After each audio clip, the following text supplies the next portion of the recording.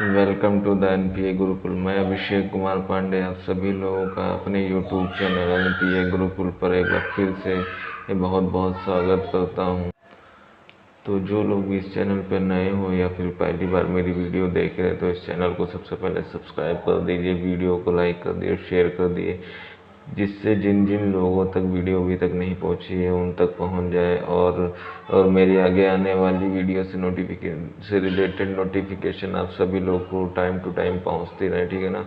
तो जो मैंने लगभग इंट्रीज का सब कुछ मतलब आप सभी लोगों को सिखा दिया था, लेकिन फिर भी कुछ चीज़ें बची हुई थी। मैं आज उस टॉपिक को या फिर उन चीज़ों को आज अपने इस वीडियो में इंक्लूड करके पूरा एंट्रीज का टॉपिक लगभग ख़त्म कर दूंगा, ठीक है ना। तो मैंने लगभग सब कुछ पढ़ा दिया था, लेकिन अब जो एक टाइप आता है, ये एंट्रीज नहीं, एंट्री तो आप लोग कर सकते हो, लेकिन एक जो टाइप आता है ना कि दो एंट्री को मर्ज करके एक सिंगल एंट्री बनाई जाती है, जिसे कंपाउंड एंट्री बोलते हैं, ठीक है। तो वो एंट्री करने की कोशिश करते हैं। तो यहाँ पे समझने की कोशिश करते हैं कि वो एंट्री किस तरीके से की जाती है, ठीक है। तो एंट्री करने का जो बेसिक रूल होता है वो सेम होता है, बस करने का तरीका बदल जाता है। तो सबसे पहले जानने की कोशिश कीजिए कैसे कैसे क्या चीज़ें होती हैं। तो जैसे यहाँ पे पहला पॉइंट लिखा हुआ है कि goods sold to mister X ₹40,000, he paid 5,000 in cash and just paid by cheque. तो यहाँ पे जितनी भी मतलब ये जो काम हुआ है, जो भी ये हुआ है, तो इसमें नॉर्मली एंट्री क्या बनेगी। जैसे हमने गुड्स सोल्ड किया है तो cash account DR to sold 5,000, ठीक है ना। एक ये एंट्री बन सकती है। दूसरी बनेगी कि बैंक अकाउंट DR टू और सोल्ड गुड्स सोल्ड, ठीक है ना। तो दो एंट्री यहाँ पे बनेगी। दूसरे में जो चेक से रिलेटेड जो भी अमाउंट बता हुआ 35,000 का वो लिखेंगे। तो इस तरीके से दो एंट्री बनेंगी। लेकिन आइए समझते हैं दो एंट्री को ही एक सिंगल एंट्री में कैसे कन्वर्ट किया जाता है। तो जैसे कि यहाँ पे पहली एंट्री लिखी हुई है cash account DR bank account DR to sales account. तो कैश में उन्होंने मिस्टर एक्स थे, उन्होंने 5,000 का पेमेंट किया था, ठीक है।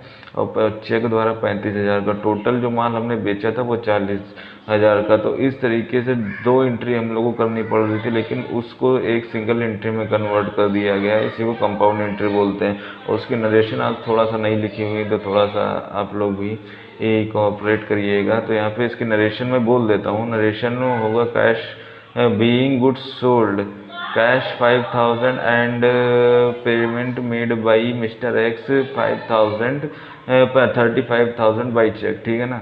तो ये एंट्री जो फर्स्ट एंट्री हो गई ये हो चुकी है।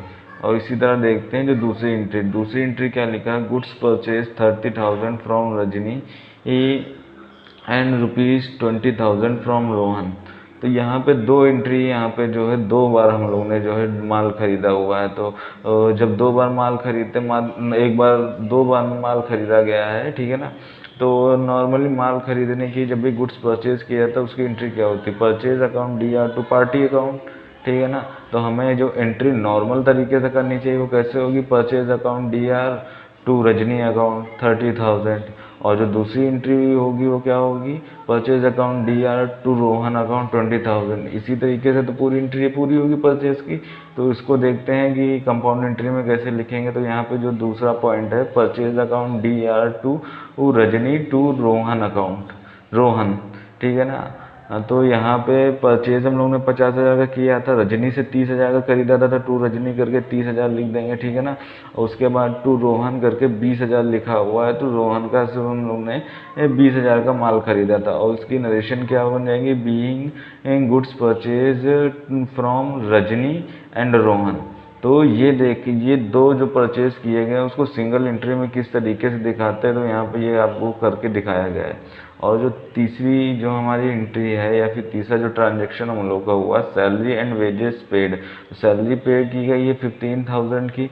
और जो हम लोग की ये जो वेजेस है, ठीक है ना, वेजेस का पेमेंट किया गया 5,000 का। चलिए देखते हैं इसका कैसा ट्रीटमेंट किया गया है। तो सबसे पहले जान लेते हैं नॉर्मल एंट्री क्या होगी। तो नॉर्मल एंट्री हम लोग कैसे करते हैं, सैलरी की salary account DR to cash account. एक एंट्री ये 15,000 की हो जाएगी। दूसरी एंट्री वेजेस की होगी, wages account DR to cash account. लेकिन इन्हीं दोनों को हम लोगों ने कैश में ही ट्रांजेक्शन किया है तो ईजिली सिंगल एंट्री में जो है कन्वर्ट किया जा सकता है। जैसे यहाँ पे देखना होगा सैलरी अकाउंट DR 15,000 ये लिख दिया गया, ठीक है ना।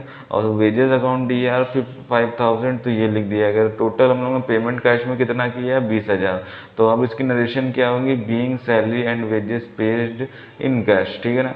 तो यहाँ पे तीसरी एंट्री ये हो चुकी है। अब ये जो चौथी एंट्री आई है, goods worth 25,000 purchase and freight 500 paid, ठीक है ना। तो यहाँ पे दो चीज़ें की गई हैं, एक तो गुड्स परचेज किया गया 25,000 का, और दूसरा जो है फ्रेट चुकाया गया है। तो इसकी ये एंट्री कंपाउंड एंट्री में किस तरीके से ट्रीट किया था, परचेज अकाउंट DAR 25,000 और फ्रेट अकाउंट DAR 500, और यहाँ पे इसका पेमेंट कैश में किया गया, दोनों का पेमेंट कैश में किया गया, इसीलिए कंपाउंड एंट्री में जो है ये इंक्लूड पे जो लास्ट ट्रांजेक्शन है हम लोग का, फिर जो ये रिसेंट वाला जो ये लास्ट वाला जो लिखा हुआ है, इसका क्या मतलब हुआ कि रजनी को हमने 29,000 का माल बेचा था, ठीक है ना। उसके बाद हमें 1,000 का जब उसको डिस्काउंट दे दिया तो हमें उससे 29,000 रुपये जो है रिसीव हुए। तो इसकी एंट्री क्या हो जाएगी, इसकी एंट्री देखते हैं क्या होगी, cash account DAR discount account DAR to Rajni. तो कैश में उनसे हमसे कितना मिला है, 29,000, ठीक है। और डिस्काउंट लॉस है, लॉस को क्या करते हैं, लॉस को करते हैं डेबिट 1,000 का। तो रजनी को कुल कितना देना था, 30,000, लेकिन उसने दिया कैश में कितना, 29,000। जितना दिया है वो यहाँ पे लिखा है 29,000, और डिस्काउंट हम लोग ने अलाउ 1,000 का कर दिया है, तो ये 1,000। लेकिन रजनी का जो अकाउंट में 30,000 थे वो यहाँ पे लिखे हुए हैं, और उन 30,000 का क्या ट्रीटमेंट किया गया है वो यहाँ पे लिखा हुआ है, ठीक है ना। तो आई होप जितनी भी एंट्री आप सभी लोगों को समझाई और समझ में आई होंगी। तो कंपाउंड एंट्री में सबसे जो मेन पॉइंट यही होता है, याद रखने वाली बातें, कि जब दो एंट्री करी जाती हैं वो आपस में कनेक्टेड होती हैं। जैसे जितनी भी एंट्री की हैं हम लोगों ने वो एक दूसरे में कनेक्टेड थी, कि जब भी हमने जो है पर सेल किया है तो कैश से हो या बैंक से, ठीक है ना, वो सेल से रिलेटेड था। यानी एक कॉमन एंटिटी उसमें क्या थी, सेल थी, या फिर कॉमन जो धागा था वो सेल था। और दूसरी वाली जो एंट्री की थी जो परचेज से रिलेटेड थी, दोनों में ही कॉमन चीज़ क्या थी, दोनों में ही माल खरीदा गया था, ठीक है ना। और किस अलग अलग पार्टी से तो इससे फ़र्क नहीं पड़ेगा, लेकिन ध्यान देने वाली चीज़ें हैं कि जितनी भी एंट्री होंगी उन दोनों को आप, उन सभी लोगों, सभी चीज़ों को, सभी एंट्री को आप एक कॉमन एंट्री में कर सकते हो, लेकिन तब करेंगे जब उनमें कुछ ना कुछ एक, कम से कम एक अकाउंट जो है कॉमन होगा। और जैसे सैलरी और वेजेस को पेमेंट किया था, तो उन दोनों में जो है क्या कॉमन था, उन दोनों में एक ही चीज़ कॉमन थी कि दोनों को कैश से पेमेंट किया गया, यानी दोनों को कैश अकाउंट से ही घटाया जाएगा। तो ये वाली एंट्री भी यहाँ पे कर दी गई, ठीक है ना। तो हमेशा याद रखिए कंपाउंड एंट्री आप जब भी यूज़ करेंगे कंपाउंड एंट्री वाला रूल, तो उनमें एक, कम से कम एक जो धागा है या फिर एक जो पार्टी है या फिर कुछ भी, या फिर एक अकाउंट होगा वो कॉमन होगा।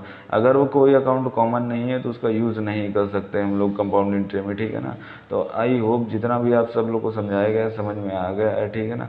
हाँ, और आज के लिए इतना ही, थैंक यू। आगे रेगुलर फॉलो करते रहिए।